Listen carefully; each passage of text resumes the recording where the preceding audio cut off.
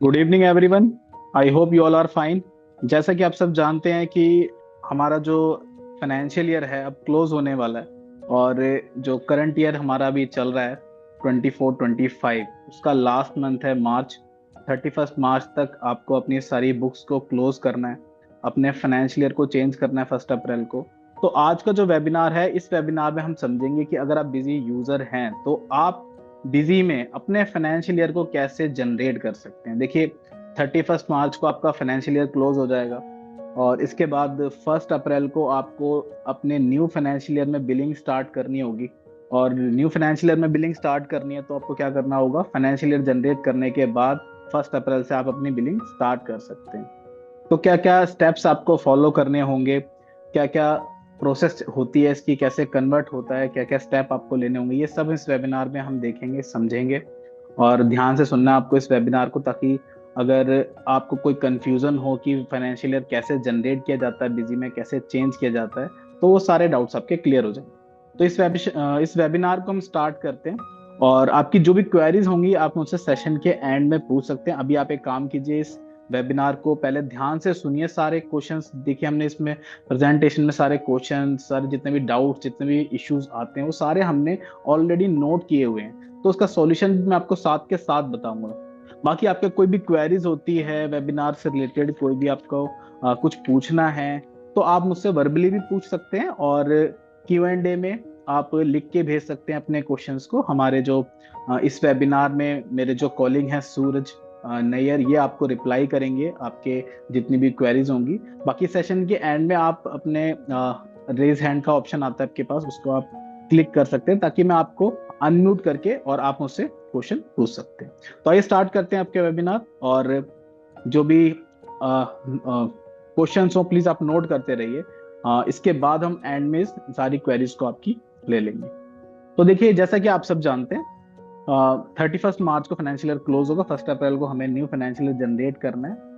तो सबसे पहले आपको कुछ जो सावधानी बरतनी होगी, फाइनेंशियल ईयर चेंज करने से पहले कुछ ऐसे स्टेप्स होते हैं जिनको आपको करना होता है, ताकि आपका फाइनेंशियल ईयर करेक्टली, आपका फाइनेंशियल ईयर जो है वो जनरेट हो सके और आपके जितने भी बैलेंसेज हैं वो कैरी फॉरवर्ड हो सके। अब देखिए, इस साल जो भी आप काम करेंगे, जो भी आपकी अकाउंट्स लेजर हैं, जो भी आपके आइटम मास्टर हैं, इनके क्लोजिंग बैलेंस 31 मार्च तक जो भी होंगे, जैसे कि आपने किसी को सामान बेचा है तो 31 मार्च तक जो भी सामान बेचा हुआ उसका क्लोजिंग बैलेंस बन जाएगा लेजर का। कितना कैश आपके रिजर्व में पड़ा हुआ, कितना बैंक में बैलेंस है, कितनी आपकी इन्वेंट्री है, 31 मार्च तक आपको ये सारी चीज फाइनलाइज करनी है। इसके बाद 1 अप्रैल को आपको इसको कैरी फॉरवर्ड करना होता है। तो क्या क्या स्टेप्स होते हैं, क्या क्या सावधानियां होती है जो आपको लेनी होती है फाइनेंशियल ईयर चेंज करने से पहले बिजी में। सबसे पहले देखिए, आपकी जितनी भी ट्रांजेक्शन है उनको फाइनलाइज कर लीजिए। फाइनलाइज करने का मतलब क्या है कि अगर सपोज कोई आपकी पेंडिंग ट्रांजेक्शन है 31 मार्च तक, आप उसको, हो सके तो आप उसको 31 मार्च से पहले उसको बिजी में पोस्ट कर लीजिए। चाहे कोई भी ट्रांजेक्शन हो आपकी, वो ट्रांजेक्शन आपकी सेल भी हो सकती है, वो परचेज भी हो सकती है, पेमेंट भी हो सकती है, रिसीट भी हो सकती है। हो सकता है कि वो अभी ट्रांजेक्शन आपकी नहीं हुई हो, आपको आगे वो ट्रांजेक्शन आपकी हो, तो आप फाइनेंशियल ईयर दोबारा प्रीवियस फाइनेंशियल ईयर में जाकर वो ट्रांजेक्शन पोस्ट कर सकते हैं। बट जो भी ट्रांजेक्शन आपकी हो चुकी हैं बट आपने बिजी में उनको पोस्ट नहीं किया है, तो उसको आप फाइनलाइज कर लीजिए। जैसे कि सपोज कोई परचेज आपने की थी, आपने परचेज करके लाए कोई भी मटेरियल, बट आपने बिजी में उसकी एंट्री पोस्ट नहीं की, तो उस केस में क्या है, आपको अपनी जो ट्रांजेक्शन है, जो भी पेंडिंग ट्रांजेक्शन है, जो आपने किसी पर्ची पे लिखी हुई है, या फिर वो ट्रांजेक्शन हो चुकी है एक्टिविटी बट आपने रिकॉर्ड नहीं किया, तो उसको आप बिजी में फाइनलाइज कर लिए। 31 मार्च तक जो भी ट्रांजेक्शन है उसको फाइनलाइज कर लीजिए। नेक्स्ट रहता है कि ईयर एंड में कुछ एडजस्टमेंट एंट्रीज होती हैं, जिनको मैं आगे आपको दिखाऊंगा भी कौन कौन सी एंट्रीज होती है जो आपको 31 मार्च को ही करनी होती है। उनको हम आगे भी डिस्कस करेंगे, तब मैं आपको बताऊंगा। नेक्स्ट आता है कि आपकी जितनी भी रिपोर्ट्स है उनको वेरीफाई कर लीजिए। अब वो रिपोर्ट देखिए क्या क्या हो सकती है, आपकी सेल्स की रिपोर्ट हो सकती है, आपकी परचेज की रिपोर्ट हो सकती है, आपकी रिसीट या पेमेंट की आपकी जो है रिपोर्ट्स हो सकती हैं, आपके जीएसटी की रिपोर्ट हो सकती है। उनको आप वेरीफाई कर लीजिए, एक बार रिव्यू कर लीजिए नॉर्मली कि हाँ मेरी सारी रिपोर्टिंग ओके है, सारा डाटा मेरा अप टू डेट है। इसके बाद आप आगे बढ़ सकते हैं। तो वेरीफाई कर लीजिए अपनी रिपोर्ट्स को, सेल्स की समरी वमरी सब चीज, अपनी डे बुक, हाँ की सब चीज मेरा ओके है बिल्कुल एकदम, रिकनसाइल कर लीजिए। उसके बाद आप आके, जैसे कि रिकनसिलेशन, जीएसटी का रिकनसिलेशन है या फिर आपका इन्वेंट्री का रिकनसिलेशन, इन सबको वेरीफाई कर लीजिए। And the last is most important part is आपको फाइनेंशियल ईयर जनरेट करने से पहले आपकी कंपनी का आपको बैकअप लेना कंपलसरी है। देखिए, फाइनेंशियल ईयर एक प्रोसेस होती है, मतलब जब आप चेंज करते हैं फाइनेंशियल ईयर, एक प्रोसेस रहती है कि आप 31st से आप जो है कैरी फॉरवर्ड कर रहे हैं अपने बैलेंसेस को 1 अप्रैल को, मतलब कि नेक्स्ट फाइनेंशियल ईयर में अपने बैलेंसेस को कैरी फॉरवर्ड कर रहे हैं। हो सकता है आपका सिस्टम जो है इस प्रोसेस में चलते चलते आपका सिस्टम जो है बंद हो जाए, कंप्यूटर बंद हो जाए, मतलब आपकी सपोज लैपटॉप में कुछ इश्यूज आ जाए, कंप्यूटर में इश्यूज आ जाए, तो जिसके कारण आपका डाटा करप्ट ना हो जाए, तो इसके लिए सबसे मेन चीज है कि आपको डाटा का बैकअप लेना बहुत जरूरी है। अगर आपने ऑटोमेटिक बैकअप कॉन्फ़िगर किया हुआ बहुत अच्छी बात है। अगर आपने बैकअप कॉन्फ़िगर नहीं किया है तो आप इसको मैनुअली बैकअप जरूर लीजिए। अब मैनुअली बैकअप आप कई तरीके से ले सकते हैं, आप सब जानते हैं कि आप कॉम फोल्डर को कॉपी कर लीजिए या फिर बिजी से बैकअप ले लीजिए। और बैकअप हो सके तो आप किसी एक्सटर्नल डिवाइस में भी लेके रखिए, आप पेन ड्राइव में या फिर कोई हार्ड डिस्क है आपकी या गूगल ड्राइव है, इस पर आप बैकअप जरूर लेके रखिए, ताकि आपका डाटा सिक्योर रहे। कल को अगर आपको लगता है कि मेरा फाइनेंशियल ईयर चेंज मैंने किया था वो ठीक से नहीं हुआ है, तो आप बैकअप को रिस्टोर करके दोबारा वो प्रोसेस कर सकते हैं। तो बैकअप लेना बहुत जरूरी है। तो ये 4 आपको जो बेसिकली सावधानियां हैं जो आपको लेनी होंगी फाइनेंशियल ईयर चेंज करने से पहले, फाइनेंशियल ईयर जनरेट करने से पहले, सबसे पहले अपनी पेंडिंग ट्रांजेक्शन को कंप्लीट कर लीजिए। दूसरा, जितनी भी ईयर एंड की एडजस्टमेंट एंट्रीज होती है जो हम आगे भी देखेंगे, इनको आप कर लीजिए। रिपोर्ट्स को वेरीफाई कर लीजिए, प्लस आप अपना बैकअप लीजिए, उसके बाद प्रोसेस को स्टार्ट कीजिए। तो आई होप ये सारे पॉइंट्स आपको क्लियर हो गए। अब नेक्स्ट हम डिस्कस करते हैं, मैंने आपको सेकंड पॉइंट बताया था कि आपको जो है ईयर एंड की कुछ एडजस्टमेंट एंट्रीज होती है उनको आप कर लीजिए, ताकि आपके बैलेंसेस जो है वो करेक्टली फॉरवर्ड हो नेक्स्ट फाइनेंशियल ईयर। जैसे कि सबसे पहली चीज होती है कि आपको अपनी फिक्स एसेट पर डेप्रिसिएशन चार्ज करना है। आप सब जानते हैं कि दो तरीके की एसेट्स होती है हमारी, फिक्स एसेट और करंट एसेट्स। फिक्स एसेट में क्या क्या आते हैं, आप चैट में मुझे लिख के बताइए क्या आपकी फिक्स एसेट होगी। चैट में आप मुझे रिप्लाई कीजिए, मैं आपको यहाँ पर चैट में अलाउ करता हूँ। चैट में आप मैसेज कर सकते हैं, फिक्स एसेट क्या होगी आपकी, बताइए। बिल्कुल, कई पार्टिसिपेंट्स ने रिप्लाई किया है, कार, फर्नीचर। देखिए, जो भी आपकी संपत्ति है जितनी भी फिक्स रहती है, जिनको आप बार बार परचेज नहीं करते, वो आपकी फिक्स एसेट होती है। करंट एसेट आप समझते हैं कि आपका जो बैलेंस इसका डेली कॉन्टिन्यूसली चेंज हो रहा है, वो करंट एसेट होती है, जैसे कैश बैलेंस होता है, बैंक बैलेंस होता है। तो डेप्रिसिएशन आप किस पे चार्ज करते हैं, फिक्स एसेट्स पे डेप्रिसिएशन आप चार्ज करते हैं। तो कैसे चार्ज करेंगे डेप्रिसिएशन, बिजी में आते हैं। सबसे पहले बिजी में अपनी कंपनी ओपन करते हैं, और हमारी ये कंपनी, इसको हम ओपन कर लेते हैं। देखिए कितना सिंपल है बिजी में डेप्रिसिएशन को चार्ज करना है, इसको हम देखते हैं। सबसे पहले डेप्रिसिएशन, देखिए ईयर एंड एडजस्टमेंट की एंट्रीज कर रहे हैं, पहली एडजस्टमेंट है ये। आप देख सकते हैं कि अभी जो हम डिस्कस कर रहे हैं कि ईयर एंड जब आपका फाइनेंशियल ईयर क्लोज होगा 31 मार्च को, तो आपको कौन सी एडजस्टमेंट एंट्रीज करनी है। तो पहली एंट्री हम डिस्कस कर रहे हैं कि डेप्रिसिएशन आप फिक्स एसेट पे चार्ज कर लीजिए, ताकि आपकी जो फिक्स एसेट की वैल्यू है उसको आप डेप्रिशिएट कर दीजिए, कम कर दीजिए। जो कि एक तरीके से रूल होता है, अकाउंटिंग रूल, कि आपको अपनी फाइनेंशियल ईयर जब क्लोज करते हैं तो आपको फिक्स एसेट की वैल्यू को रिड्यूस करना होता है। तो डेप्रिसिएशन चार्ज करने के लिए हमारे पास दो मेथड होते हैं, कंपनीज एक्ट और income tax act. Companies act जो होता है वो कॉर्पोरेट कंपनीज के लिए होता है, इनकम टैक्स एक्ट बाकी सबके लिए होता है। तो देखिए कि आप डेप्रिसिएशन कैसे चार्ज कर सकते हैं। तो डिस्प्ले में आप आएंगे, डिस्प्ले में, और यहाँ पर आप देख सकते हैं डेप्रिसिएशन चार्ट।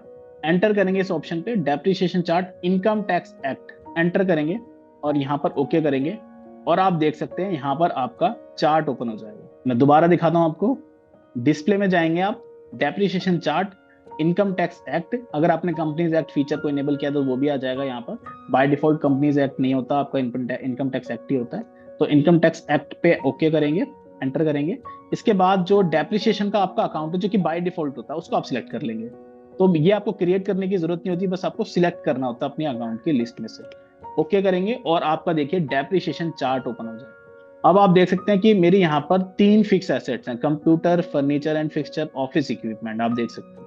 और सेकंड कॉलम में आप देखेंगे इसका रेट आपको शो हो रहा है, 40%, 10%, 15%। ये रेट आपको कहाँ से मिलेगा, ये रेट आप इंटरनेट से सर्च कर सकते हैं कि अगर आपके फिक्स एसेट कंप्यूटर है, वैन है, व्हीकल है, आपकी फर्नीचर है, मशीनरी है, प्लांट एंड बिल्डिंग, जो भी आपकी फिक्स एसेट है उस पर कितना डेप्रिसिएशन चार्ज होता है as per income tax act.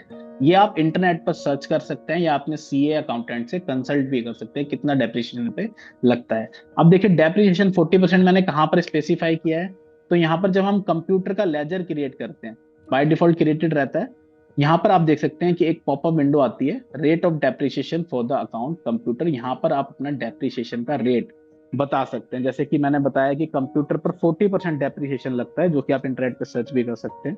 तो ये आप यहाँ पर बता देंगे। अकाउंट मास्टर मैं आपको दोबारा दिखा देता हूँ।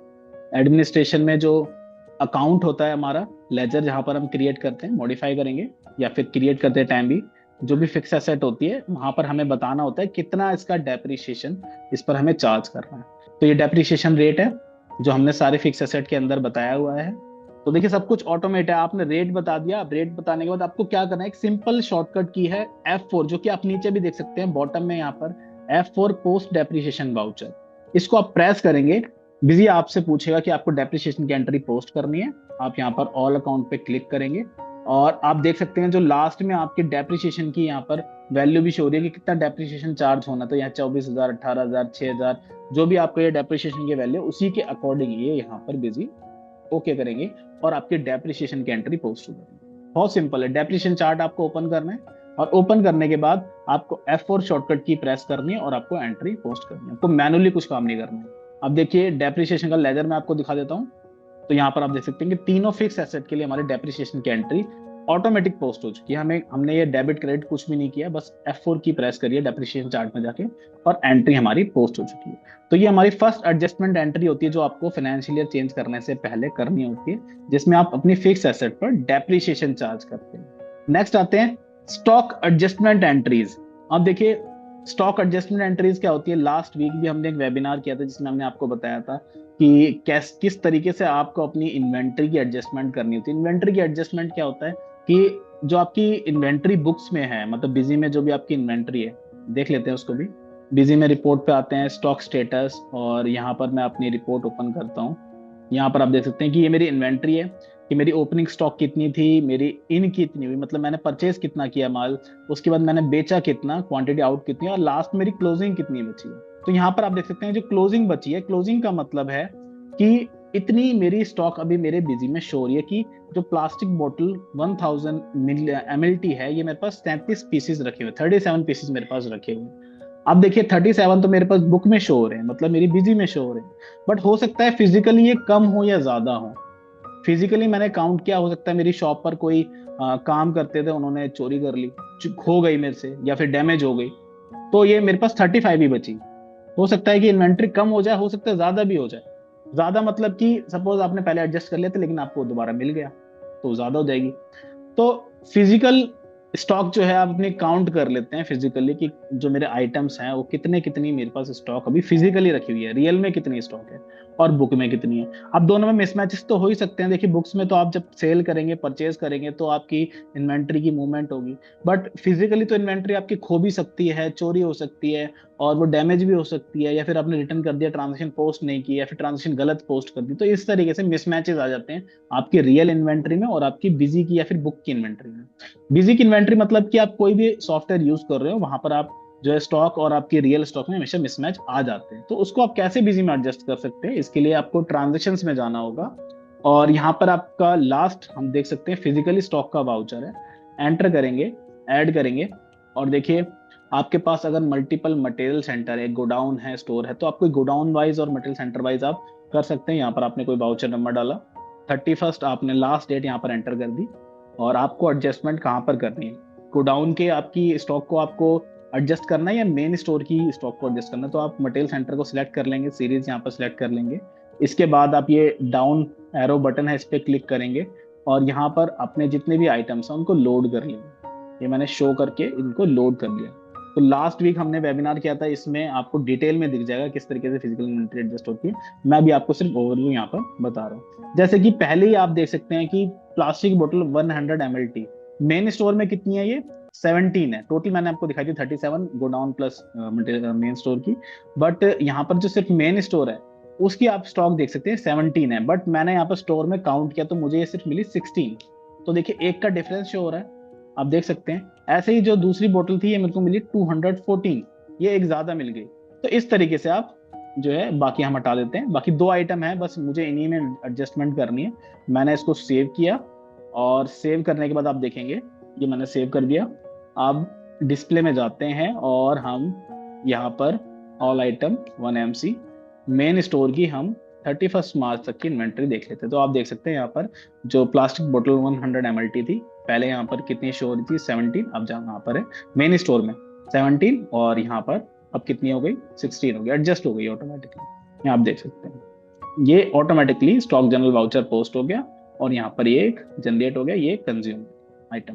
तो इस तरीके से आप स्टॉक की एडजस्टमेंट कर सकते हैं। अगर आप फिजिकल स्टॉक वाउचर के थ्रू जनरेट या कंज्यूम नहीं करना चाहते हैं स्टॉक, तो यहाँ पर हमारे पास स्टॉक जनरल का वाउचर भी है। यहाँ पर भी जाकर आप अपनी इन्वेंट्री को जनरेट या कंज्यूम करके अपनी इन्वेंट्री को बराबर कर सकते हैं, मतलब बुक स्टॉक को अपने फिजिकल स्टॉक से मैच कर सकते हैं। तो इसको हमने मैच कर लिया। टोटल देख लेते हैं। अभी हमने सिर्फ मेन स्टोर की देखी थी और यहाँ पर मैं ऑल एमसी की देख लेता हूँ।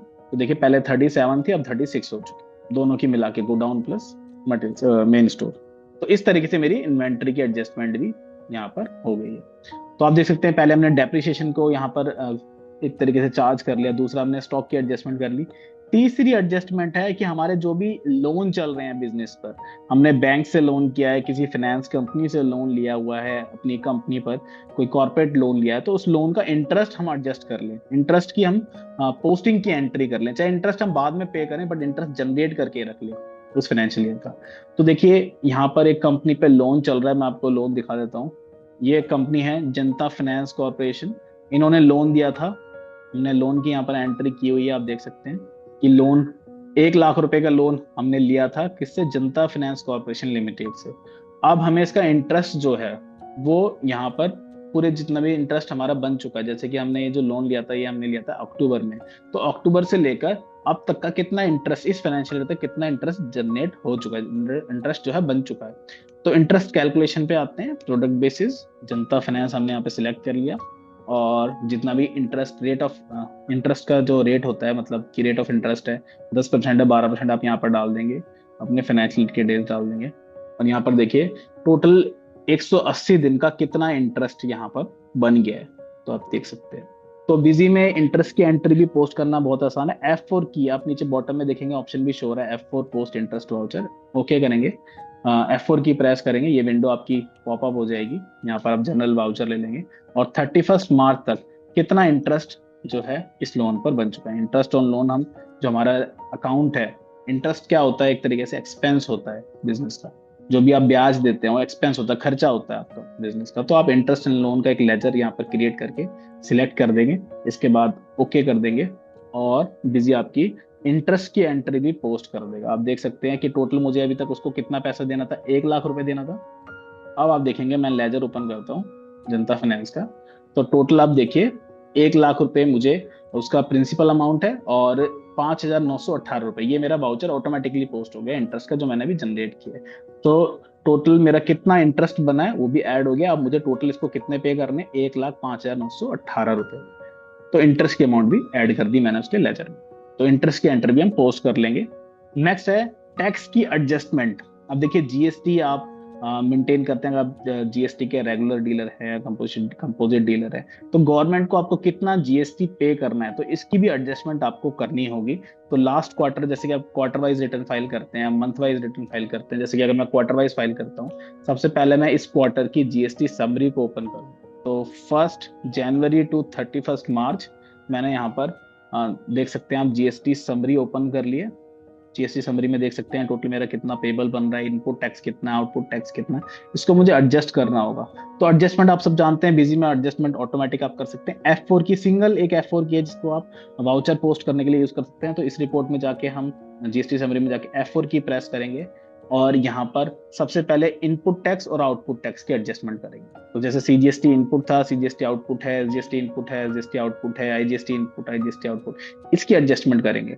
31 मार्च को हमने ओके ओके करना है बस खाली, और वाउचर ऑटोमेटिक पोस्ट हो जाए। देखिए ऑटोमेटिक जनरेट होके आ गया, कोई अमाउंट की कैलकुलेशन हमें मैनुअली करने की जरूरत नहीं। ये अकाउंटेंट और सीए जितने भी होते हैं प्रोफेशनल्स, उनके लिए बहुत यूजफुल फीचर होता है कि जीएसटी की एडजस्टमेंट की एंट्री आप बाय शॉर्टकट की कर सकते हैं, आपको कुछ भी मैनुअली करने की जरूरत नहीं।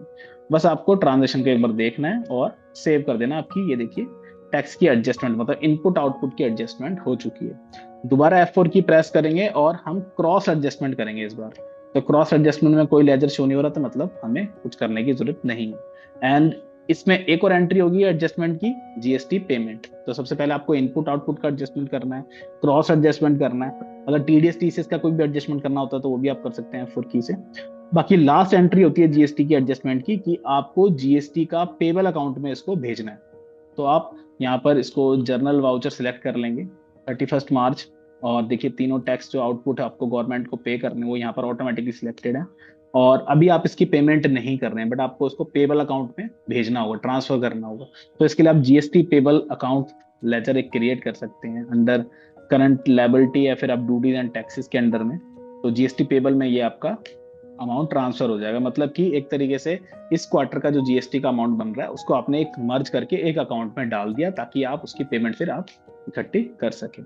ये आप इस तरीके से सेव कर लेंगे। तो हमारा जो जीएसटी की एडजस्टमेंट है वो भी बन चुकी है। देखिए F4 की प्रेस करनी होती है और यहाँ पर सारे ऑप्शंस अवेलेबल हैं, बस आपको एंटर करके एंट्री को जनरेट करना है। तो इस तरीके से जीएसटी की एडजस्टमेंट की एंट्री भी आप कर लेंगे। तो ये एंट्री आप 31 मार्च को करते हैं ताकि आपकी बुक्स को आप क्लोज कर सकें। और सबसे लास्ट जो एडजस्टमेंट रहती है वो होती है आपकी प्रॉफिट एंड लॉस की ट्रांसफर। अब देखिए आपको पूरे फाइनेंशियल ईयर में कितना प्रॉफिट हुआ है इसको आपको कैपिटल अकाउंट में ट्रांसफर करना होता है। ये भी एक लास्ट एडजस्टमेंट एंट्री होती है जो आपको फाइनेंशियल ईयर चेंज करने से पहले करनी होती है। तो अब बिजी में आते हैं और सबसे पहले देखते हैं कि हमारा प्रॉफिट कितना है। तो यहाँ पर मैं आपको बैलेंस शीट दिखाता हूँ 1 अप्रैल से 31 मार्च, और यहाँ पर हमने सबसे पहले बैलेंस शीट देखते हैं। बैलेंस शीट आप देख रहे हैं यहाँ पर प्रॉफिट की अमाउंट भी आ रही है और आप देख सकते हैं। तो टोटल कितना प्रॉफिट है इसको आप नोट करके रख लेंगे। टोटल प्रॉफिट आपका 46,04,083। ये आपका एक तरीके से प्रॉफिट है। पूरे फाइनेंशियल ईयर में कितना प्रॉफिट कमाया तो वो बैलेंस यहाँ पर शो हो रहा है, आप देख सकते हैं। इसको आपको ट्रांसफर करना होता है किसके अंडर, कैपिटल अकाउंट के अंदर। तो अभी कैपिटल जो हमारी इन्वेस्टमेंट है बिजनेस में वो कितनी है, 1,21,65,018 रुपए। अब जो प्रॉफिट की अमाउंट होगी उसे हम क्या करेंगे, कैपिटल में ट्रांसफर करेंगे। तो ट्रांसफर आप कैसे करेंगे, इसके लिए आपको एक जर्नल वाउचर पोस्ट करना होगा। एंटर करेंगे, ऐड किया 31 मार्च को, और यहाँ पर हमने क्या किया, डेबिट करना है हमें प्रॉफिट एंड लॉस, और कितनी अमाउंट थी 46,04,083। ये प्रॉफिट की अमाउंट थी आपकी। कहाँ एडजस्ट करेंगे इसको, कैपिटल अकाउंट के अंदर भेज देंगे। तो डेबिट करेंगे प्रॉफिट एंड लॉस को और क्रेडिट करेंगे कैपिटल अकाउंट में, और इसको हम सेव कर देंगे। अब आपकी कैपिटल की अमाउंट जो है वो इंक्रीज हो जाएगी, आप देख सकते हो।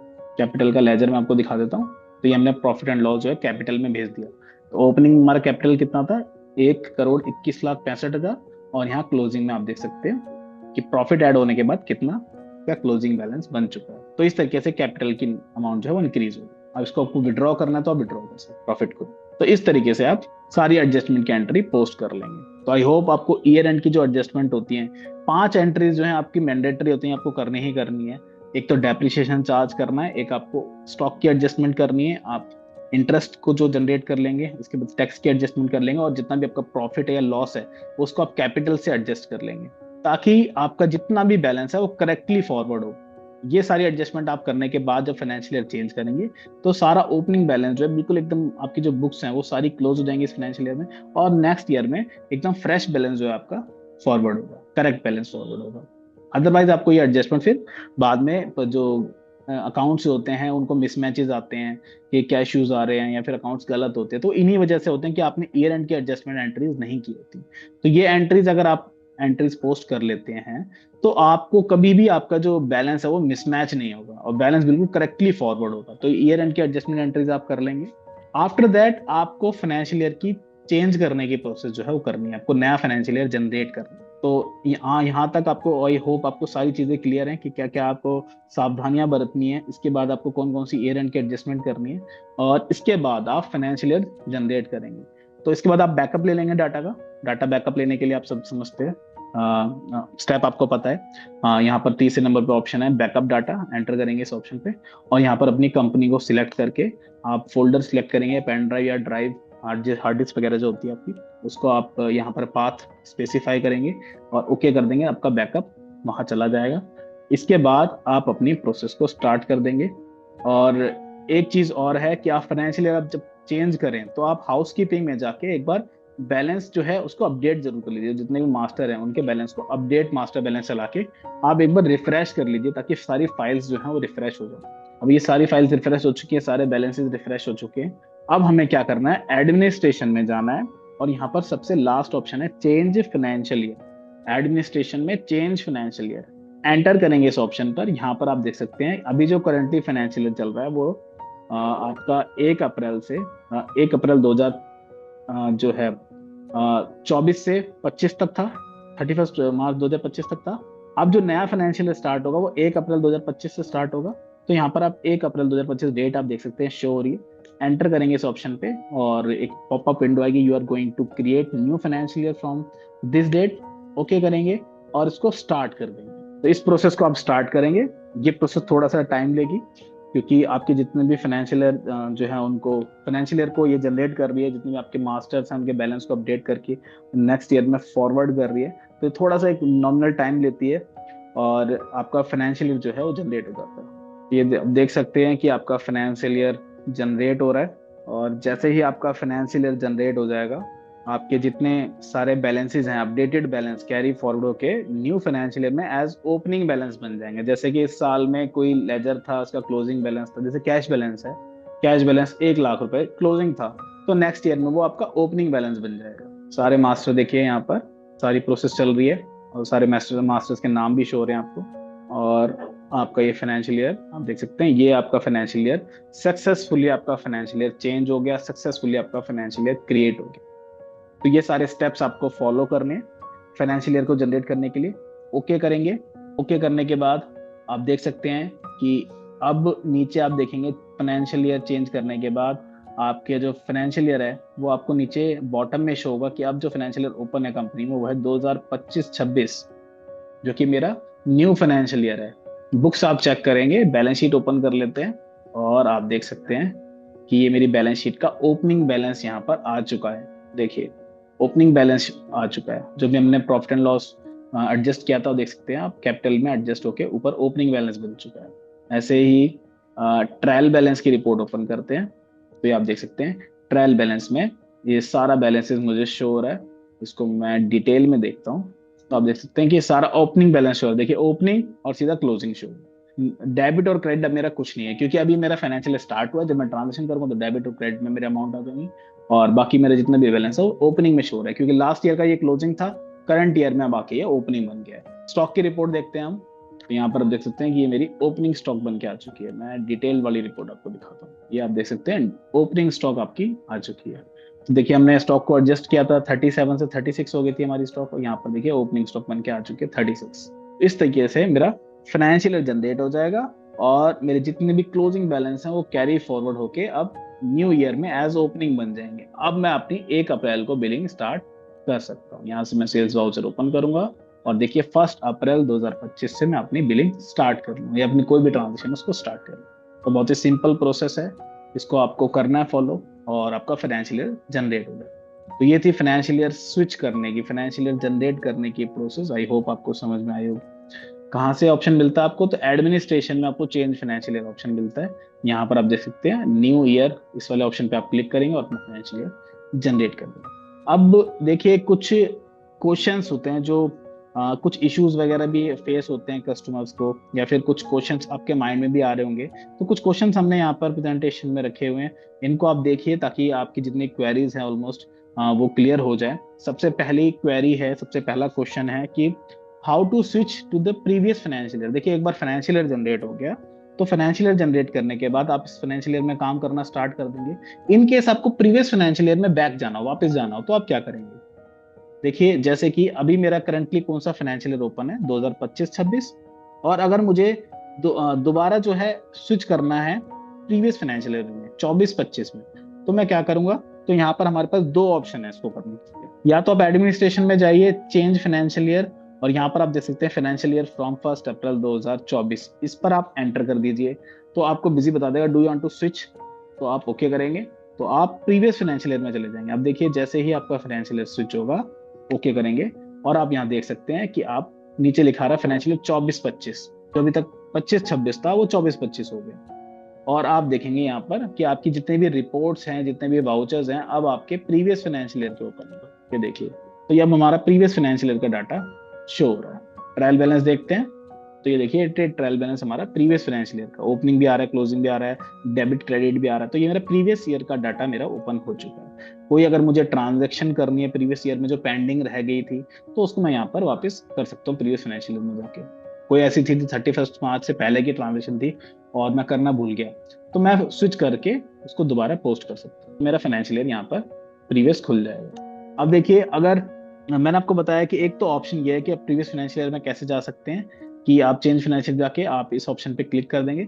दूसरा ऑप्शन क्या है कि आप F11 की प्रेस करेंगे और स्विच टू फाइनेंशियल ईयर, देखिए एंटर करेंगे और आप स्विच हो जाएंगे दूसरे फाइनेंशियल ईयर में। तो F11 शॉर्टकट की भी प्रेस करके आप प्रीवियस ईयर में आ गए, अब F11 की दोबारा प्रेस करेंगे तो आप करंट ईयर में आ गए। तो दो तरीके से आप अपने फाइनेंशियल ईयर को स्विच करके किसी भी फाइनेंशियल ईयर में जा सकते हैं। अगर आपके multiple financial year F11 press करेंगे, आपको ऑप्शन दिखाएगा बिजी, तो जिस फाइनेंशियल ईयर में आपको जाना है उस पर सिलेक्ट करके आप ओके कर सकते हैं। सेकंड क्वेश्चन है, how to create a new financial year without carrying balances. देखिए अभी मैंने आपको बताया जो भी फाइनेंशियल ईयर मैंने जनरेट किया, इसमें क्या हुआ कि लास्ट ईयर का जो क्लोजिंग बैलेंस है वो आपके नेक्स्ट ईयर में या न्यू ईयर में ओपनिंग बैलेंस बन गया।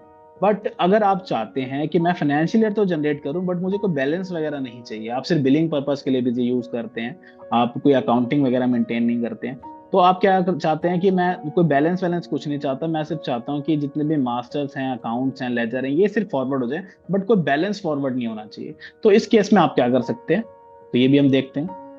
और ये हमारी दूसरी कंपनी है विदाउट कैरिंग बैलेंसिंग, इसको ओपन करते हैं। अभी इसमें एक ही फाइनेंशियल ईयर है, आप देख सकते हैं 2024-25, यहाँ पर आप देख सकते हैं 24-25 फाइनेंशियल ईयर है। और मैं आपको बैलेंस शीट वगैरह या लेजर ट्रायल बैलेंस भी दिखा देता हूँ। यहाँ पर आप देख सकते हैं सारे बैलेंसेज हैं, क्लोजिंग बैलेंस शो हो रहे हैं हर मास्टर्स के। स्टॉक भी देखेंगे तो स्टॉक भी शो हो रही है, ये देख सकते हैं हम, स्टॉक भी आ रही है। बैलेंस शीट या प्रॉफिट एंड लॉस की रिपोर्ट देखते हैं, ये आप देख सकते हैं। तो मेरी प्रॉफिट एंड लॉस और बैलेंस शीट की रिपोर्ट भी ओपन हो रही है, मतलब सारे बैलेंसेस मेरे आ रहे हैं। बट मैं चाहता हूँ कि जो भी फाइनेंशियल ईयर जनरेट हो उसमें बैलेंसेस नहीं फॉरवर्ड होने चाहिए, कोई भी, सिर्फ मास्टर्स फॉरवर्ड होने चाहिए। कॉन्फ़िगरेशन हो जाए, मास्टर हो जाए, बट कोई भी बैलेंसेस ना आए। तो हम यहाँ क्या करेंगे, न्यू ईयर फ्रॉम 1 अप्रैल 2025 नया फाइनेंशियल ईयर जनरेट करेंगे, एंटर करेंगे, ओके करेंगे।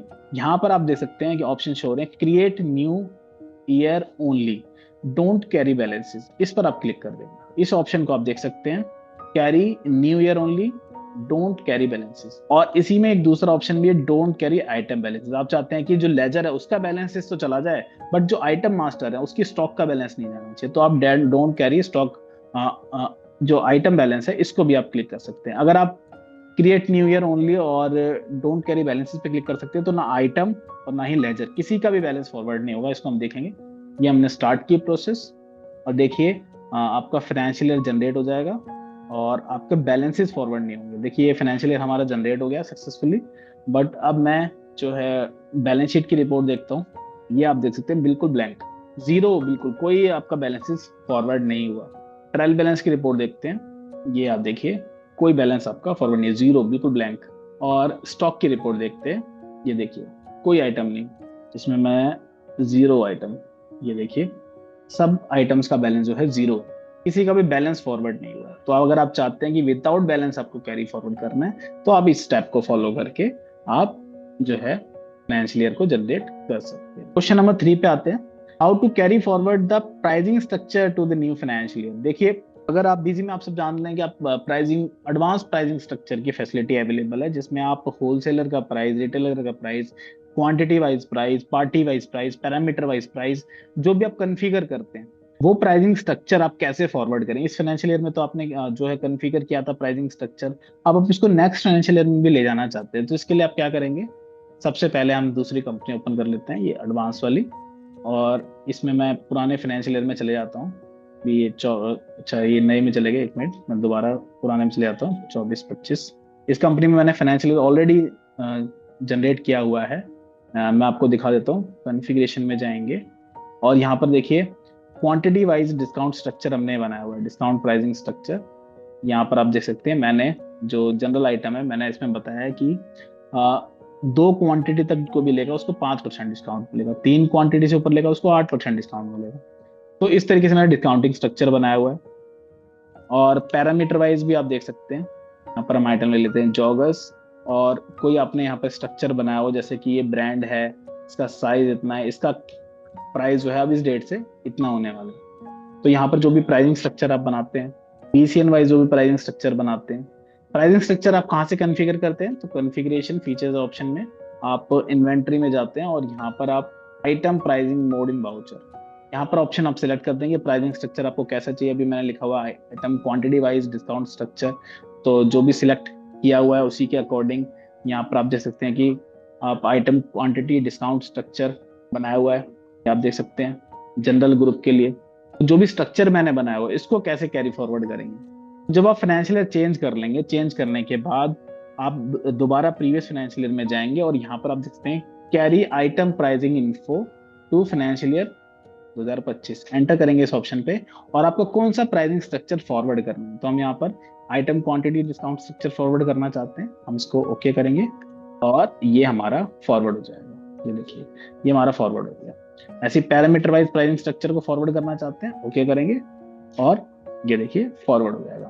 पीसीएन वाइज प्राइसिंग स्ट्रक्चर, तो जो भी प्राइसिंग स्ट्रक्चर हम चाहते हैं कि फॉरवर्ड हो जाए नेक्स्ट फाइनेंशियल ईयर में, तो उसको हम इन ऑप्शन से फॉरवर्ड कर सकते हैं। अगला क्वेश्चन है how to carry forward post dated cheque. PDC जो एंट्रीज रहती हैं उनको कैसे आप फॉरवर्ड करेंगे। अब देखिए अपनी ओपन करते हैं अपनी, और ये हमारी कंपनी, इसको ओपन कर लिया हमने। लास्ट फाइनेंशियल ईयर में आते हैं अभी 24-25 में। देखिए इस कंपनी में मेरी कुछ एंट्रीज थी जो पीडीसी थी, हम देख सकते हैं पीडीसी एंट्री देख लेते हैं। यहाँ पर पीडीसी डिटेल ऑल बैंक्स। अब देखिए ये मेरी कुछ पीडीसी एंट्रीज हैं, पोस्ट डेटेड चेक एंट्रीज है। ये मेरी पेमेंट की एंट्री है, पीडीसी चेक काटा हुआ है मैंने, और ये मेरी रिसीट की एंट्री है, ये पीडीसी एंट्री है। ये मेरी पोस्ट डेटेड चेक है। अब मैंने जब फाइनेंशियल ईयर चेंज किया था, मैंने जनरेट ऑलरेडी किया हुआ है इसमें, तो मैं जब फाइनेंशियल ईयर जनरेट करूंगा, जनरेट करने के बाद पीडीसी एंट्रीज को कैसे फॉरवर्ड करेंगे आप। तो आपको क्या करना है कि फाइनेंशियल ईयर आपका जनरेट हो जाएगा, जनरेट कर लेना आप सिंपल जैसे करते हैं। इसके बाद आप मिसलिनियस डाटा एंट्री में जाएंगे और यहाँ पर रेगुलाइज पीडीसी, इस ऑप्शन को आप देख लीजिए, इस ऑप्शन पर एंटर करेंगे और बिजी आपसे पूछेगा जो प्रीवियस ईयर की फाइनेंशियल ईयर की पीडीसी थी उनको आप जो करंट ईयर है उस पे लाना चाहते हैं। हमने कहा यस और ओके करेंगे, तो देखिए आपकी पीडीसी एंट्री फॉरवर्ड होके यहाँ पर आ जाए। देखिए आपकी एंट्री यहाँ पर आ गई, पीडीसी की जो एंट्री है वो कैरी फॉरवर्ड होके यहाँ पर आ चुकी है। नेक्स्ट है how to carry forward unreconciled bank entries bank reconciliation. अगर आप बैंक रिकंसिलिएशन फीचर यूज करते हैं बिजी में, देखिए ये बैंक रिकंसिलिएशन है। अभी आप देखेंगे कोई एंट्री मेरी यहाँ पर नहीं शो हो रही है, क्योंकि लास्ट ईयर में जो अनक्लियर्ड एंट्रीज थी उनको मैंने फॉरवर्ड नहीं किया हुआ है। तो ये मेरी वही कंपनी है जिसका मैंने फाइनेंशियल ईयर आपको अभी जनरेट करके दिखाया। यहाँ पर जैसे प्रीवियस ईयर में जाएंगे और प्रीवियस ईयर में डिस्प्ले में आप देख सकते हैं यहाँ पर अभी अनक्लियर्ड एंट्रीज कई सारी होंगी, ये देख सकते हैं ये कई सारी एंट्रीज यहाँ पर अनक्लियर्ड है, लेकिन अभी ये नेक्स्ट फाइनेंशियल ईयर में फॉरवर्ड नहीं हुई। मैंने फाइनेंशियल ईयर तो जनरेट कर दिया बट इन एंट्रीज को अभी नहीं भेजा है। तो उसको हम कैसे भेज सकते हैं, एडमिनिस्ट्रेशन में जाएंगे, चेंज फाइनेंशियल ईयर, और यहाँ पर आप देख सकते हैं कि ऑप्शन शो हो रहा है carry bank reconciliation entries to next financial year. Enter करेंगे, स्टार्ट किया हमने, और जितनी भी हमारी एंट्रीज हैं आप देखिए फॉरवर्ड हो जाएंगे। अब हम जाते हैं फाइनेंशियल ईयर, दोबारा यहाँ पर न्यू चेंजेस के साथ फॉरवर्ड कर देते हैं। दोबारा जनरेट नहीं करना, बस सबको न्यू चेंजेस आगे जो है भेजने हैं। और आप देखेंगे जो बैंक रिकंसिलिएशन की एंट्रीज हैं वो अब शो हो जाएंगी। पर दोबारा फॉरवर्ड कर लेते हैं, फॉरवर्ड हो गई। कुछ करते हैं फाइनेंशियल ईयर को, ये आप देख सकते हैं ये आपकी एंट्रीज आ चुकी है। को आप क्लियर करना चाहते हैं F4 की प्रेस करके क्लियर कर देंगे।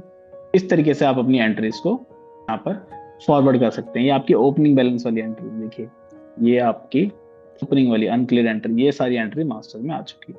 अगर आप बैंक रिकंसिलिएशन फीचर यूज करते हैं और आप चाहते हैं कि अपनी बैंक रिकंसिलिएशन एंट्री है उनको भी भेजना अनक्लियर जो है, तो आप उनको भेज सकते हैं। अगला ऑप्शन है how to carry forward pending ITC to the next new financial year.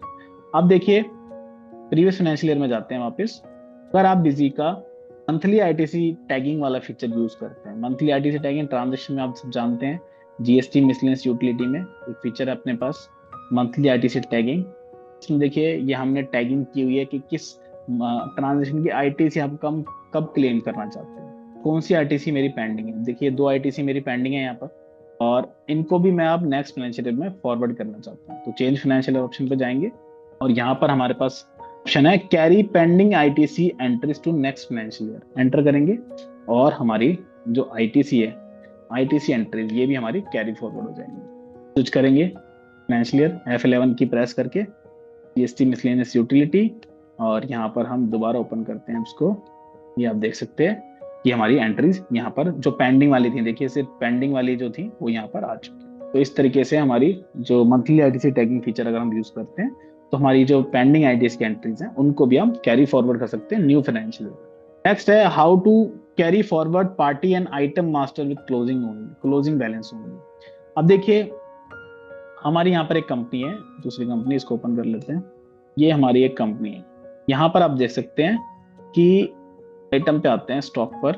देखिए 3 आइटम है अपने पास। एक आइटम है जिसका 100 स्टॉक हमारे पास रखा हुआ, आइटम ए का। आइटम बी में देखिएगा तो कोई स्टॉक नहीं, आइटम सी में देखेंगे तो कोई स्टॉक नहीं। अब देखिए जब हम फाइनेंशियल ईयर चेंज करना चाहते हैं और अगर हम चाहते हैं कि सिर्फ वही मास्टर आगे लेके जाए, वही पार्टी मास्टर, वही आइटम मास्टर आगे लेके जाए जिसका कोई क्लोजिंग बैलेंस हो। अगर क्लोजिंग बैलेंस नहीं है तो उन मास्टर बैलेंस को वो बिजी जो है आगे लेकर ना जाए। देखिए जैसे कि यहाँ पर ऑप्शन बिजी में शो हो रहा है, item master to be carried. तो हमें सिर्फ अगर क्लोजिंग बैलेंस, जिनका क्लोजिंग बैलेंस है जिन आइटम मास्टर का, बस वही जाने चाहिए, बाकी नहीं जाने चाहिए। हमने एंटर किया इस ऑप्शन पे और स्टार्ट कर दी प्रोसेस।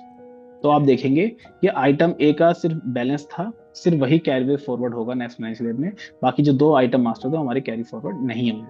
अगर आप चाहते हैं कि जिन मास्टर का कुछ ना कुछ बैलेंस है सिर्फ वही फॉरवर्ड हो नेक्स्ट फाइनेंशियल ईयर में, बाकी यहीं पर रह जाए, पुराने फाइनेंशियल ईयर में रह जाए, नेक्स्ट फाइनेंशियल में कैरी फॉरवर्ड ना हो, तो आप इस ऑप्शन का यूज कर सकते हैं। देखेंगे हमारा जो फाइनेंशियल ईयर स्विच हो रहा है, जनरेट हो रहा है न्यू फाइनेंशियल ईयर, और सिर्फ वही आइटम बिजी लेके जाएगा आगे जिसका बैलेंसेज क्लोजिंग में रखा हुआ है। हमारा फाइनेंशियल ईयर जनरेट हो रहा है इस कंपनी में। देखिए जनरेट हो गया और अब हम न्यू फाइनेंशियल ईयर में आ चुके हैं। और यहाँ पर हम मास्टर्स के अंदर जाएंगे और आइटम, पहले हमारे पास कितने आइटम थे, टोटल 3 आइटम्स थे। अब आप देखिए सिंगल आइटम हमारे कैरी फॉरवर्ड हुआ, आइटम बी और सी हमारे फॉरवर्ड नहीं हुए, सिर्फ आइटम ए फॉरवर्ड हुआ क्योंकि इसी का क्लोजिंग बैलेंस था। इसी तरीके से जिन मास्टर्स का बैलेंस है, जिन पार्टी का, जिन आइटम्स का क्लोजिंग बैलेंस है, सिर्फ उसी को फॉरवर्ड करना चाहते हैं तो आप इस फीचर का यूज करके उनको फॉरवर्ड कर सकते हैं। तो यहाँ पर आप देख सकते हैं कि जब आप फाइनेंशियल ईयर चेंज करते हैं तो यहाँ पर आइटम के लिए अलग ऑप्शंस अवेलेबल हैं और पार्टी के लिए भी ऑप्शंस अवेलेबल। हो सकता है कि आपको पार्टी सारी भेजनी हो और आइटम सिर्फ वही भेजनी हो जिनका क्लोजिंग बैलेंस हो, या फिर ऐसा भी हो सकता है कि आइटम सारे भेजने हो, पार्टी सिर्फ वही भेजनी हो जिनका क्लोजिंग बैलेंस हो। तो आप पार्टी का और आइटम का दोनों को अलग अलग सिलेक्ट कर सकते हैं। तो यहाँ पर सिर्फ क्लोजिंग बैलेंस का ऑप्शन मैंने आपको क्लियर कर दिया। अब नीचे आप देख सकते हैं कि इसमें एक ऑप्शन और आ रहा है, moved closing balance, moved slash closing balance. Moved का मतलब कि हो सकता है कि उस मास्टर का क्लोजिंग बैलेंस ना हो, लेकिन अगर उसकी ट्रांजेक्शन हुई हो, जैसे कि कोई मास्टर ऐसा है जिसकी ट्रांजेक्शन बिल्कुल भी ट्रांजेक्शन भी नहीं हुई और क्लोजिंग बैलेंस भी नहीं है, तो मतलब वो आइटम शायद अब आपके आता ही नहीं है, परचेज आप करते ही नहीं है उसको, तो वो फॉरवर्ड नहीं होके जाएगा। लेकिन अगर ऐसा होता है कि हो सकता है कि वो सारा बिक गया हो, एक भी स्टॉक आपके पास ना रखी हो, बट आपको उसको कैरी फॉरवर्ड करना है क्योंकि उसकी ट्रांजेक्शन तो होती है, सेल परचेज होती है, तो आप इस ऑप्शन को सिलेक्ट कर सकते हैं कि जो मूविंग में रहते हैं बट उसका क्लोजिंग बैलेंस नहीं है। तो मूविंग प्लस क्लोजिंग बैलेंस दोनों मास्टर्स को आप कैरी फॉरवर्ड करना चाहते हैं तो कर सकते हैं। मूव्ड का मतलब है जिनकी ट्रांजेक्शन हुई है। तो अनमूव्ड है, सिर्फ आप उन्हीं को इग्नोर करना चाहते हैं, तो उसके लिए आप क्या कर सकते हैं, मूव्ड स्लैश क्लोजिंग बैलेंस इस ऑप्शन को सिलेक्ट करके और आप फाइनेंशियल ईयर को जनरेट कर सकते हैं। तो दोनों तरीके के मास्टर, जिनकी ट्रांजेक्शन हुई है और जिनका क्लोजिंग बैलेंस है, दोनों को आगे लेके चला जाएगा, और बाकी जो अनमूव्ड है जिनका बैलेंस 0 है उनको छोड़ देगा बिजी। नेक्स्ट क्वेश्चन है, why is my closing stock balance not carry forward correctly. देखिए हो सकता है कि आपका जो स्टॉक का बैलेंस है, फाइनेंशियल ईयर में आते हैं, दूसरी कंपनी ओपन कर लेते हैं। यहाँ पर हमारा जो करंट फाइनेंशियल ईयर है 25-26, जो हमने न्यू फाइनेंशियल ईयर जनरेट किया वो यहाँ पर शो हो रहा है। अगर हम देखते हैं कि यहाँ पर हमारी स्टॉक की रिपोर्ट में स्टॉक जो है, यहाँ पर देखेंगे स्टॉक बिल्कुल ठीक आ रही है, बट जो उसका बैलेंस स्टॉक में, मतलब ओपनिंग बैलेंस जो है स्टॉक का, वो बैलेंस शीट में एंड लॉस में यहाँ पर आप देख सकते हैं ये बैलेंस अगर आपका गलत शो हो रहा है, स्टॉक का बैलेंस आपका गलत शो हो रहा है और स्टॉक का जो इन्वेंट्री का जो बैलेंस है स्टॉक रिपोर्ट, वो बिल्कुल दोनों मैच होने चाहिए। देखिए वो तो कि जितनी आपकी क्लोजिंग स्टॉक है उसकी वैल्यू यहाँ पर प्रॉफिट एंड लॉस में करेक्टली ट्रांसफर होनी चाहिए। बट इसमें मिसमैचेस क्यों आते हैं, क्योंकि जब आपने लास्ट ईयर में क्लोजिंग बैलेंस जो है स्टॉक का, अगर आपने इस ऑप्शन को इनेबल ना करके अपनी जो बैलेंस शीट है उसको ओपन किया हो, जैसे कि जब हम बैलेंस शीट ओपन करते हैं या प्रॉफिट एंड लॉस ओपन करते हैं तो ये एक ऑप्शन होता है अपडेट बैलेंस शीट स्टॉक, इसको आपको हमेशा यस करके ही बैलेंस शीट और प्रॉफिट एंड लॉस को ओपन करना चाहिए कि जो आपका स्टॉक का बैलेंस है वो करेक्टली आए, अपडेटेड आए। जैसे यहाँ पर स्टॉक का जो बैलेंस है एंटर करेंगे, ये आपका स्टॉक का बैलेंस है इस मंथ का, अप्रैल का। आपने कोई मैनुअली यहाँ पर स्टॉक का बैलेंस रखा हुआ है, और आप जब नया फाइनेंशियल जनरेट करते हैं, वो बैलेंस अगर कैरी फॉरवर्ड नहीं होता, तो आपको क्या करना है, सबसे पहले प्रीवियस ईयर में जाके अपने जो स्टॉक का बैलेंस है उसको अपडेट करना है बैलेंस शीट के अंदर, उसके बाद कैरी फॉरवर्ड करना है, तभी आपका जो स्टॉक का बैलेंस है करेक्टली कैरी फॉरवर्ड। नेक्स्ट आता है मिसमैचेस। अगर ट्रायल बैलेंस में मिसमैचेस आते हैं तो इसके कई सारे कारण हो सकते हैं कि आपके ट्रायल बैलेंस में जो है मिसमैचेस शो हो रहे हैं। क्या क्या रीजन हो सकते हैं? एक तो अगर आप head office branch office maintain कर रहे हैं और आपने आपकी जो एंट्रीज है वो गलत है, मतलब अकाउंट की एडजस्टमेंट आपने गलत की हुई है, तो आपका मिसमैच आ सकता है हेड ऑफिस ब्रांच ऑफिस के केस में। दूसरा क्या है कि आप सब लेजर यूज कर रहे हैं और उसकी एडजस्टमेंट ठीक से नहीं की हुई, तो आपका ये मिसमैचेस आ जाएंगे। तीसरा क्या है कि आपने कोई ऐसा मास्टर जिसकी फाइल में कुछ करप्शन आ गई है और उसका बैलेंस ठीक से कैरी फॉरवर्ड नहीं हुआ है, तो आपके मिसमैचेस आ सकते हैं। दूसरा क्या है कि एक चौथा रीजन ये भी हो सकता है कि आपने कैरी फॉरवर्ड कर दिया फाइनेंशियल ईयर, उसके बाद जाके आपने प्रीवियस ईयर में काम किया और आपका बैलेंस चेंज हो गया, तो आपका करंट ईयर का जो बैलेंस है और बैक प्रीवियस ईयर का जो क्लोजिंग बैलेंस है वो मिसमैच हो सकता है। केस में आपको क्या करना है कि जब भी आप फाइनेंशियल ईयर में आपका न्यू फाइनेंशियल ईयर में आपका ट्रायल बैलेंस का, ये जो ट्रायल बैलेंस है, ट्रायल बैलेंस में हम क्या करते हैं, जितने भी हमारे लेजर होते हैं उनके बैलेंसेस को चेक करते हैं, और ये आपका ओपनिंग ट्रायल बैलेंस का जो बैलेंस है, opening trial balance closing trial balance of previous year से मैच नहीं हो रहा, तो आप क्या कर सकते हैं कि लास्ट ईयर में आप जाएंगे, प्रीवियस ईयर में F11 की प्रेस कीजिए। F11 की प्रेस करने के बाद तो सबसे पहले अपनी ट्रांजेक्शन को चेक कर लीजिए कि सारी ट्रांजेक्शन आपकी ठीक है, अकाउंटिंग बिल्कुल ठीक है। इसके बाद आप क्या कीजिए, हाउस कीपिंग में जाके अपडेट मास्टर बैलेंस और रीजनरेट मास्टर हेल्प लाइन, ये दो यूटिलिटी, एक ये और अपडेट मास्टर बैलेंस, दो यूटिलिटी रन करने के बाद आप फाइनेंशियल ईयर को दोबारा फॉरवर्ड कीजिए, फाइनेंशियल ईयर दोबारा चेंज कीजिए, कैरी फॉरवर्ड कीजिए बैलेंसेस अपने, और आपका बैलेंस अपडेट हो जाएगा, बिल्कुल मैच हो जाएगा।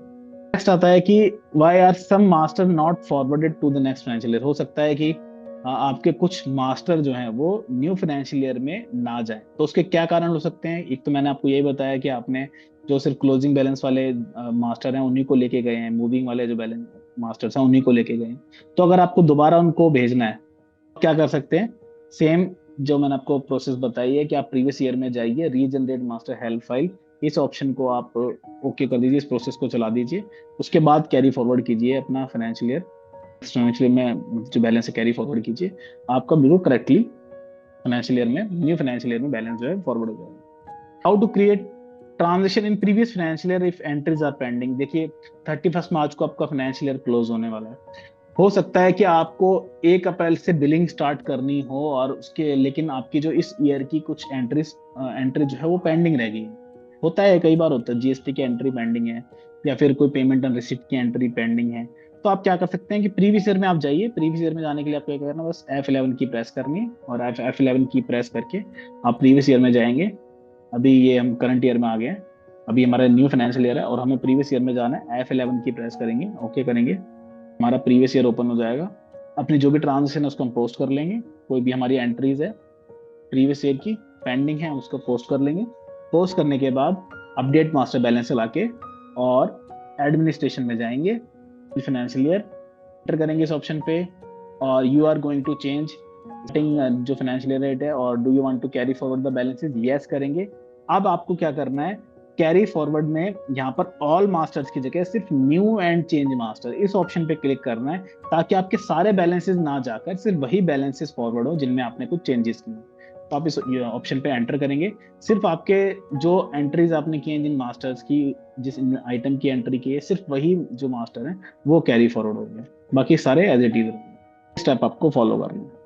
नेक्स्ट आता है, can the opening balance of the master to be modified in the new financial year. देखिए जब आप फाइनेंशियल ईयर आपका बन जाता है, तो आपको सपोज आइटम का कोई ओपनिंग स्टॉक है, इसको अगर आपको चेंज करना है, आप चेंज नहीं कर पाएंगे, देखिए आप चेंज नहीं कर पाएंगे।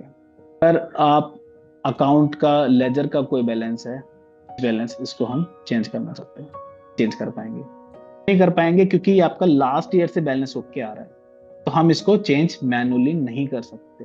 अगर आपको इसको चेंज करना है तो आपको इस फाइनेंशियल ईयर को स्प्लिट करना होगा। स्प्लिट करने के बाद मतलब कि अब जो कंपनी का फर्स्ट फाइनेंशियल ईयर होता है, सिर्फ उसी में आप बैलेंस, ओपनिंग बैलेंस जो है स्पेसिफाई कर सकते हैं, मॉडिफाई कर सकते हैं।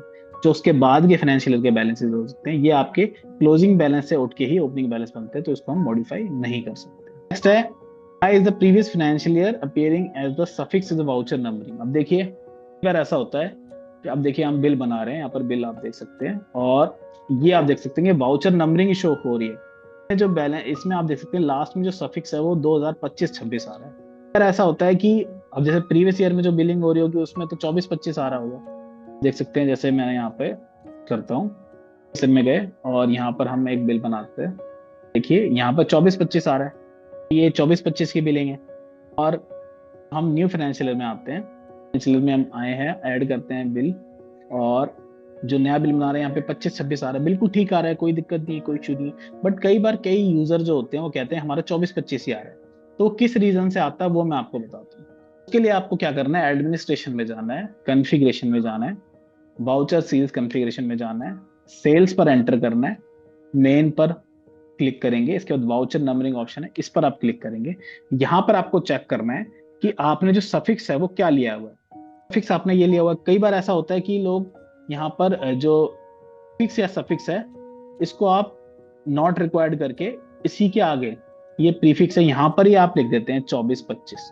देखिए 24-25 आपने ये लिख दिया, ये आपने मैनुअली लिख दिया एक तरीके से। अब हम क्या करेंगे, जब हमने अगर सेट किया हुआ होगा तो देखिए आप यहाँ पर 24-25 ही आ रहा होगा। फाइनेंशियल ईयर कौन सा चल रहा है हमारा 25-26, बट यहाँ पर नंबरिंग में 24-25 ही आ रहा है क्योंकि हमने मैनुअली वाउचर नंबरिंग सेट की हुई है। तो इसके लिए सबसे पहले आपको क्या करना है, वही वाउचर सीरीज कॉन्फ़िगरेशन में जाके वाउचर नंबरिंग में यहाँ पर आपको मैनुअली सफिक्स नहीं डालना है। सफिक्स आप कैसे डालेंगे, आप यहाँ पर एज सफिक्स सिलेक्ट करेंगे और अपना जो भी फॉर्मेट है उसको सिलेक्ट कर लेंगे। आपको फाइनेंशियल ईयर कैसे चाहिए, 2024-25 लिखा है, 2025-26 लिखा है, या फिर सिर्फ 25-26 लिखा है।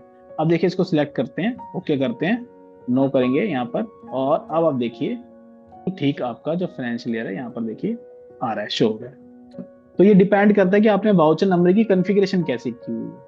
ऐसा होता है how to prevent pending material issue receipt from being carry forward to the next financial year. अब देखिए आपको मटेरियल इशू और रिसीट के जो वाउचर होते हैं इसमें हम मटेरियल इशू रिसीट में देखिए हम जॉब वर्क भी बनाते हैं, हम यहाँ पर चालान भी बनाते हैं, हम यहाँ पर कई सारी जो चालान रिवर्सल की एंट्री भी करते हैं। जो मटेरियल इशू करते हैं पार्टी को, सिर्फ हमें इन्वेंट्री के मूवमेंट करनी होती है, अकाउंटिंग की मूवमेंट नहीं करनी होती है, तो हम सिर्फ मटेरियल इशू या रिसिप्ट का वाउचर पोस्ट कर देते हैं। अगर आप चाहते हैं कि नए फाइनेंशियल ईयर में पेंडिंग मटेरियल इशू और मटेरियल रिसीव के वाउचर नहीं जाने चाहिए, तो इसके लिए आप फीचर्स ऑप्शन में जाएंगे, इन्वेंट्री में जाएंगे, और यहाँ पर ऑप्शन है एक, देखते हैं कैरी वाला ऑप्शन है, carry pending material issue receipt to next financial year. इसको आप डिसेबल कर देंगे, इस ऑप्शन को आप डिसेबल कर देंगे, और उसके बाद जब फाइनेंशियल ईयर चेंज करेंगे तो आपके जितने भी पेंडिंग मटेरियल इशू और रिसिप्ट के वाउचर है वो फॉरवर्ड नहीं होंगे। ये बाय डिफॉल्ट इनेबल रहता है, इसलिए ये फॉरवर्ड हो जाते हैं।